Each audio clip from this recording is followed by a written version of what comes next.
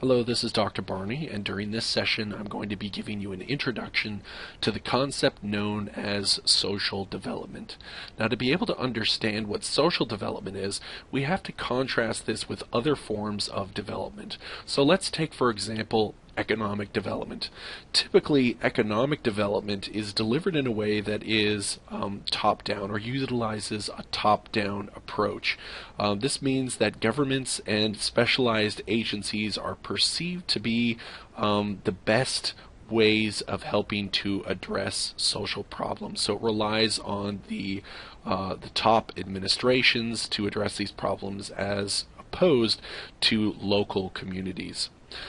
Traditional economic development also uses a broader focus where development focuses on the development of all society, so the development of the rich as well as the poor, the development of large industries as well as helping poor individuals within society who cannot participate in the activities of those large organizations. Now, broader economic development also utilizes what's known as a trickle-down approach, where they emphasize benefits for the impoverished members of society through the financial development of all society. So this particular approach believes that if we help strengthen large industries, large businesses, then the money that's generated from that economic activity will trickle down and help benefit some of the poor members of society. Another important feature with economic development is that we often have what's known as distorted development, where the wealthier members of society often benefit the most from increased economic production resulting from economic development, but the poor members of society are often left out and do not receive the same level of benefits. Now, I'll give you a couple of examples of this distorted development. One actually comes from India. India as a country has been able to achieve high rates of economic growth, and they've seen economic development over the past couple of decades. However, despite this economic development, most of the wealth that's been generated has benefited relatively few individuals within the country that are poor. So fewer poor individuals are benefiting from this development, whereas most of the wealth is being concentrated in the hands of fewer individuals. And we see this in how India still is one of the lowest ranked on the Human Development Index in the world. So despite the fact that they've seen economic development, this isn't benefiting the poorest members of that society. Now, another example of distorted economic development is found in the case of structural adjustment loans that are offered by the International Monetary Fund. Some studies have found that the structural adjustment loans of the IMF have failed to help the most impoverished members of society. Structural adjustment loans will often require that a country help to privatize industries in order to help make its organizations more productive, more competitive in world markets. It seeks to liberalize trade, take down trade restrictions and things like that. And it also focuses on cutbacks in government spending. So they'll often cut back on healthcare expenditures, food subsidies, farming expenses, and things like that. The problem is it's the poor that are most often in need of services, government-related services in the form of healthcare expenditures, food subsidies, farming, and those types of things. And it's also the poor who are not able to access most of the benefits of the loans that are provided for privatization of industries and things like that. So again, it relies much more on a trickle-down approach, and most of these benefits are going to the wealthiest members within that society. So again, this represents an example of distorted development. Now, we've talked about traditional economic development, what it looks like. Within many societies, the poorest members of society typically will rely on social welfare services in the midst of this economic activity. And there's a few important things to note about these social welfare programs. First off, These programs are consumption-based. That means they utilize resources from other sectors in order to help address the needs of their clients. So they rely heavily on taxes, tax money being taken from individuals within society, taxes on corporations, and things like that. And these programs are also dependent. That means that social welfare programs have traditionally been dependent on the broader economy for funding, which makes its support contingent on not only the success of the economy, but also on the charity of the rest of society that is faring better financially. So social welfare is often dependent on economic development activities in the form of tax dollars and things like that. But social welfare services are not incorporated into economic development activities. Clients do not participate in economic development. Instead, they're recipients of a redistribution of wealth. Now, just taking a look at the United States social welfare system helps to reinforce some of this idea. If you take a look at public assistance programs such as WIC, TANF, or food stamps, you'll see that these programs are not funded through the production of the clients who receive these services or their participation in economic markets. Instead, they're funded through federal taxes and sometimes supplemented through state taxes. So we fund these programs through state dollars. These are consumption-based. They're dependent on other sectors of society for their success, and it just represents a redistribution of that wealth. So that is what traditional economic development looks like. That's how society as a whole develops economically, and this is also where social welfare services traditionally will come from. Now, we start off with that as a way of contrasting or a bit of a foundation by which we can understand social development. So I'll ask the question, what is social development? Probably one of the best definitions comes from James Midgley, who says that social development seeks to harmonize social policy with economic development and to identify and implement social programs that make a positive contribution to economic growth. Social policy as productivist and investment oriented rather than redistributive and consumption oriented. So it helps to involve clients in the economic investment of society and becoming productive members of society, as opposed to just relying on the charity and tax dollars that are funded through other sectors of society. So this is, as a whole, what social development attempts to do.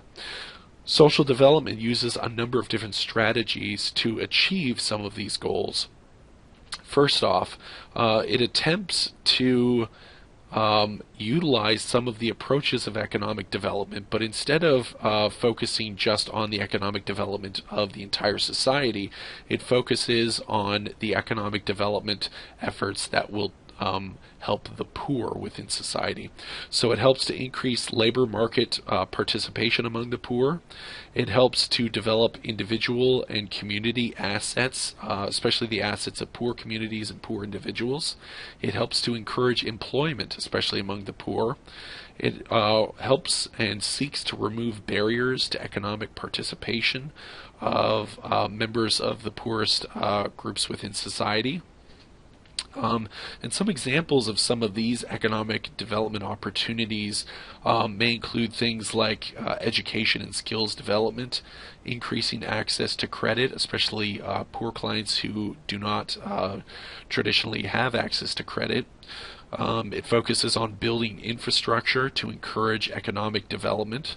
Again, not just for the whole of society, but for the poorest members of society in particular.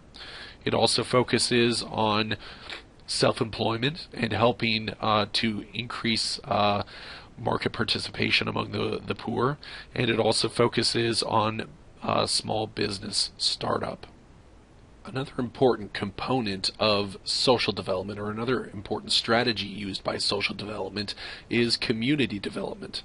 And the focus of this community development is on mobilizing community actors to be able to participate in improving social welfare. This takes on many material approaches, such as using people's productive capacities to enhance their own social welfare. It focuses on building physical infrastructure, such as roads, clinics, and schools, and it also focuses on enhancing education.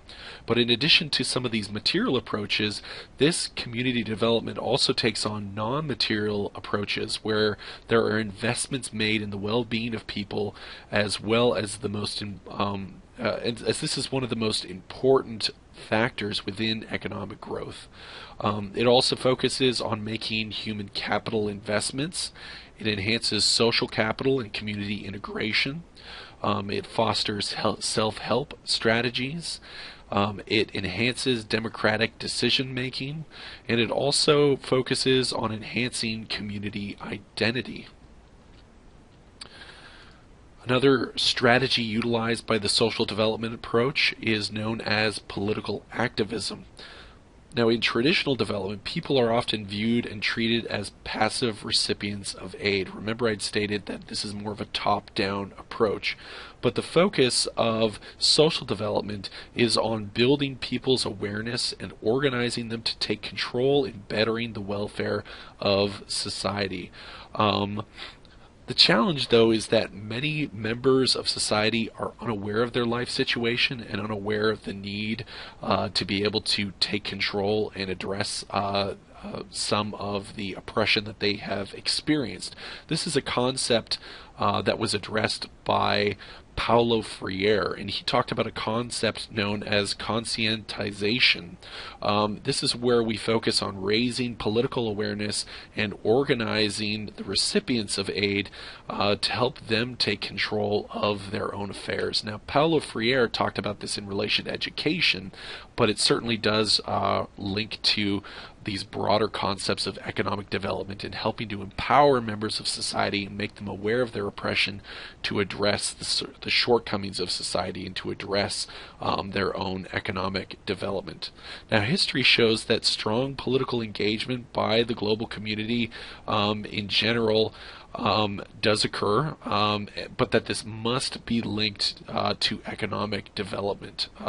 So there are a number of examples of political activism coming from the civil rights movement, war protests, volunteerism, and these types of activities. Now, another strategy that's used by the social development approach is government planning. This recognizes that positive change for the welfare of all society will not occur naturally. Instead, it requires the use of strategies to address need. It also remembers that economic development alone will not be enough to ensure the social welfare of all within society. The government must take a concerted effort, and it has to take action to address the need of the poorest members within society. For many poor countries, the creation of full employment is not going to be possible in the near future. So there still needs to be some redistribution of wealth, and there needs to be a focus on basic needs. So governments should assess the needs that have gone unmet within the poorest subsections of society in the midst of economic development, and direct future social and economic efforts towards addressing unmet health, educational, nutritional, housing needs, and these types of things needs to occur. And the government planning also needs to ensure that development that's occurring is sustainable, so that this isn't something that will create burdens for future generations, but that will be able to continue in a way that is, once again, sustainable. Now, one of the next questions we need to ask is, what does social development mean for client groups? You have to remember that social development seeks to focus on oppressed groups, especially those who have been marginalized by the economic system. So it's focused on oppressed members of society. So it's there to help benefit them. It also focuses on helping make clients productive as they address their social problems. So it's not just simple redistribution of wealth, but instead it's helping members of society to become productive and to be able to help take care of themselves. It also seeks to involve our clients in the mainstream economic arena, which they have experienced barriers from being able to participate in.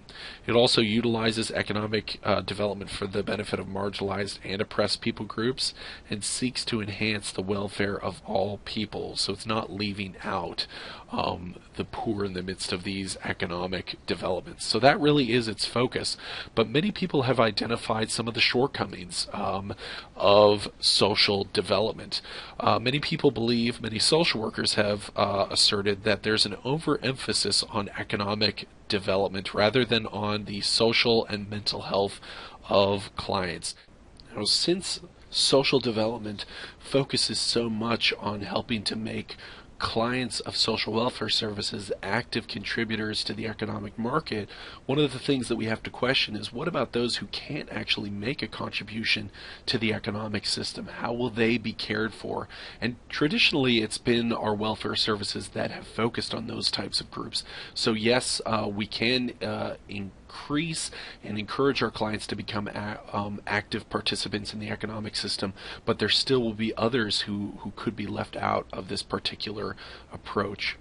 Another big criticism of social development is that it de-emphasizes remedial welfare, which is traditionally something that's been done by conservative and neoliberals who have de-emphasized the welfare system in general. So trying to focus on economic production as opposed to remedial welfare and helping clients is something that's viewed as a negative by many of the opponents of social development.